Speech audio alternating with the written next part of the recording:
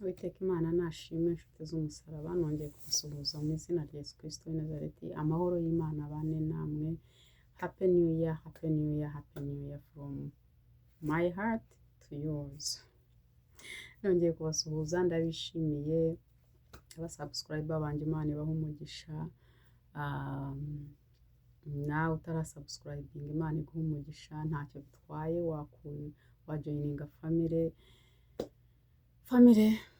ishyigikira Madrine dusingwire. Uwiteka Imana akaguha umugisha. Hari hashize igihe, ni ukuri hagiye hashiramo amezi menshi, ariko Uwiteka ari kumwe natwe kandi byose bizagenda neza, byose byifatanyiriza hamwe kutuzanira ibyiza. Nje hano gatoya kubasuhuza no kuvugana n'umuntu ufite umutima ubabaye.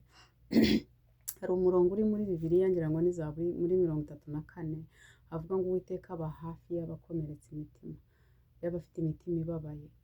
Ntabwo nzi mu Kinyarwanda, ariko Icyongereza niko ivuga, God is near the broken hearted.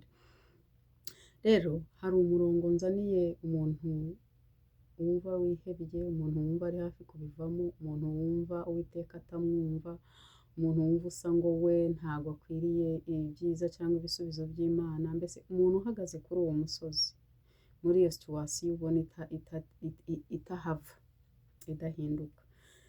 Hari umurongo uri muri Zaburi 27 umurongo wa 13 uvuga ngo mba nararabye iyo ntizera ko nzarebera kugira neza k'Uwiteka mu isi y'ababaho. Mba nararabye iyo ntizera ko nzarebera kugira neza k'Uwiteka mu isi y'ababaho. Iyo utizeye uraraba. Wari wabona ukuntu ibyatsi biraba bikuma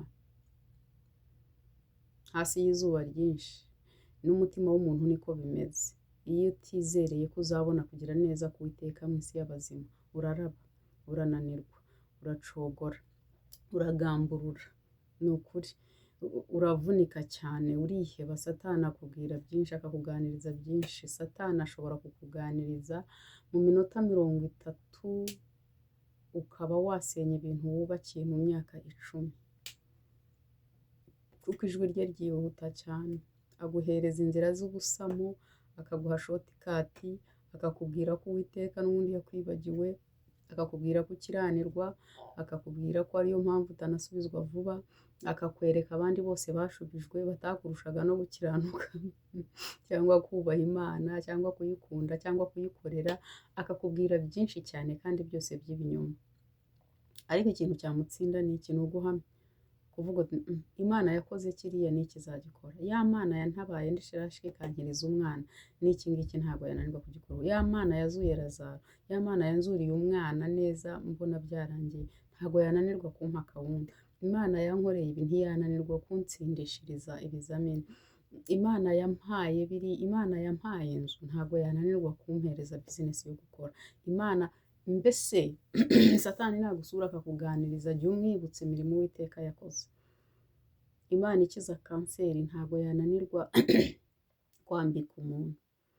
Byose bibera mu gihe cyayo, igihe gikwiriye, kandi igihe gikwiriye cy'Imana ntiwamenya icyo ari cyo, kuko iyo uriyo unyura mu muriro iba iri kumwe nawe. Ariko izi impamvu y'umuriro, impamvu y'umuriro ni ukurifayininga. Umuriro urotsa ugakuraho ibyo hejuru, ugakura ibitabikuye neza, hakavamo icyuma cyiza.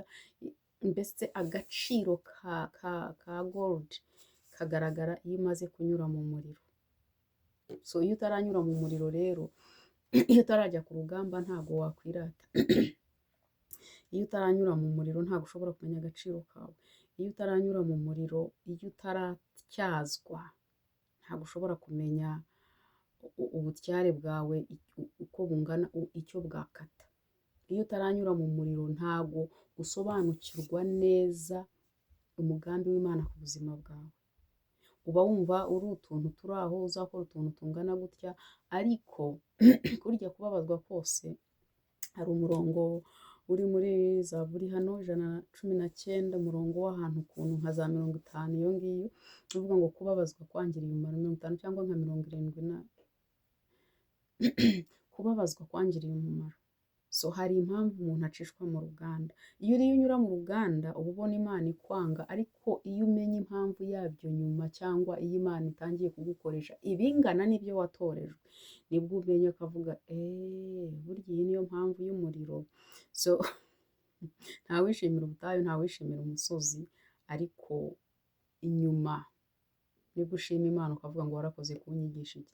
Uzabirebe neza usanga buri hantu hose uhagaze, buri musozi wose, buri shuri ry'Imana unyuzemo, haba hari impamvu yaryo, hari ikintu wigamo utari kuziga utagiye muri iryo shuri. So hari ibintu utazigira mu rugo, hari ibintu utakwiga gusa, Imana ishaka kubikwigisha ikwigishiriza ku kibaho. Imana ishyira mu mashuri ikaguha n'abarimu. So nshuti yanjye rero, wowe wumva uri hafi kugamburura, wumva wananiwe, wumva wacitse intege, ndagira ngo uyu murongo ugufashe. Mba nararabye iyo ntizerera ko nzabona kugira neza k'Uwiteka mu isi y'abazima. Iyo atizera, uyu mwanditsi wa Zaburi, iyo atizera aba yararabye.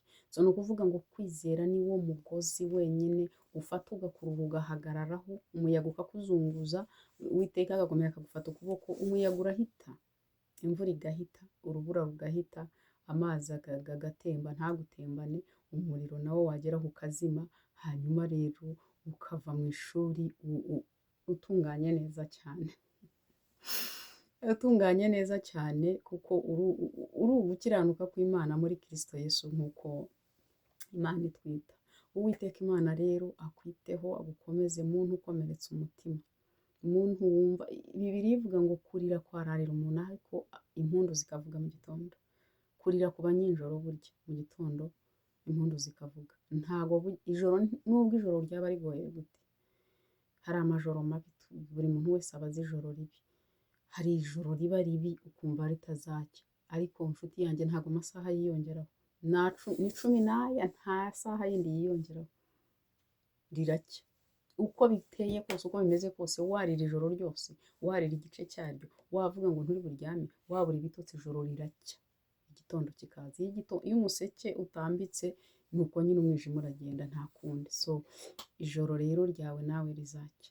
Nagukomezaga nkubwira ngo impundu zizavuga. Ni ukuri Uwiteka azagusohora usohokere mu mbyino z'abanezerewe. Uwiteka azongera kwambika ubwiza, Uwiteka azongera gutwikire, Uwiteka azongera kubahishe ku musozi wasebereyeho. Uwiteka Imana ikiza urubwa izagukiza urubwa, buzakikwambura urubwa. Abantu bakuyoberwe, Imana idatererana abayo, iri mu kazi, nubwo bigaragara nkaho utarimo kubibona, ariko irimo gukora. Uwiteka Imana rero abampera umugisha, kandi ni ukuri iyi mesaje niba igufasha, niba wumva ari iyawe, isangize n'abandi. Niba bishobora kuba atari iyawe, ariko uzi umuntu ukeneye rino humure, yimusangize. Imana yo mu ijuru ibahe umugisha. Shalom.